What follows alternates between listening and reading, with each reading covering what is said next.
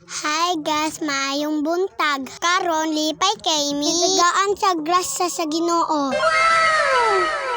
Alaga may bisa nakatilaw. Hello mo guys. Karon pa mi nakatilaw. Kami lakaw na mi. Dulog mi sa outlet. Kwaon ug giingon na grasya. Kay makita jud kung nawong nalipay kayo. So excited. Thank you Papa Jesus. Blessing. Nakapalit na tag snack. Mauran na. Guys, minyo na good. Ano na po pangayo? Wala to guys.